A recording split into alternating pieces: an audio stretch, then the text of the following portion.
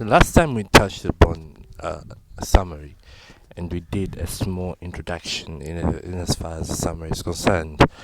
I hope the lessons are clear and precise. If you're having any problem concerning my explanations, please feel free to write me on my WhatsApp, or you can comment and tell me.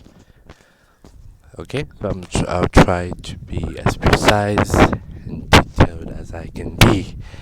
Alright, so here, things we should not include in the summary. For me, I'd like to think a summary is more like something that concerns elimination. You're given a question, and then you look at the passage and you eliminate things that you're not supposed to include in the summary, and what remains what you can put in the summary. But of course, you have to paraphrase before you put it in your summary, unless if it is what technical words, and those words cannot be replaced. You have to use the same ones. But of course, as I'm saying, summary is all about elimination. So here we have um, things that should not be included in the summary, details that should not be included in the summary. Alright. So here the first one, minor details.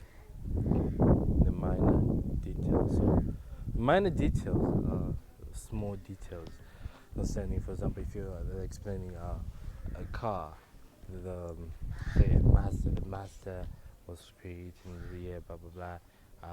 It was the first car to do this. It was, and then the person who was creating it was doing this, so on and so forth. So you can know that this is a minor detail in as far as the question is concerned, and that one you can safely ignore, right?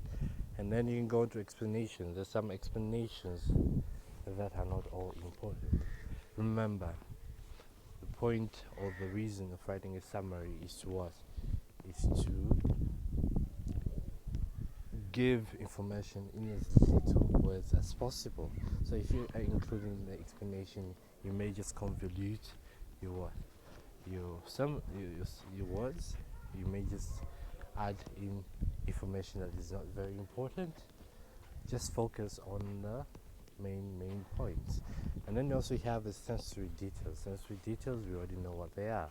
So the senses are sense of touch, sense of sight, sense of taste, sense of smell, sense of hearing. Those ones should be ignored. Those are not important at all. So you already know those descriptive techniques, what they are, and you can safely ignore them. And then we also have quotations there, using quotation marks, okay? So the person may have said this or that, and you see the quotation mark. The quotation should be ignored, yeah?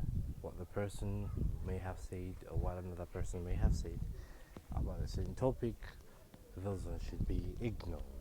And then also you have the repetition. Some words are repeated by writer for certain effect.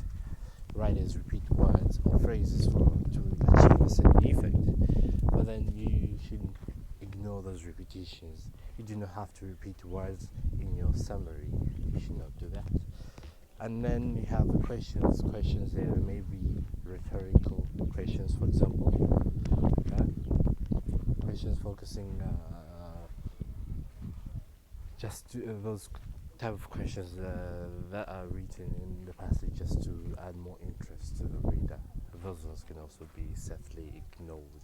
And then you have a direct speech, which are also different from quotation. Direct speech that was said directly by the people who are involved in the, say for example, the passage or the story. Those quotations should be ignored.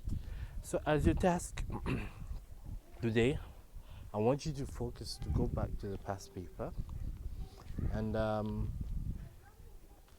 preferably I want you to photocopy it. Yeah, I want you to photocopy it, and then you're going to underline concerned phrases or words, and you're going to write whether they are minor details, explanations, so details, quotations, repetition, questions, and direct speech. You're going to write underneath, right? So here that task is going to help you recognize those things that you should not include in the summary. I hope the session was fun, but as I've said, if something is not clear, something is not direct, or ambiguous to you, please feel free to ask questions. Thank you very much.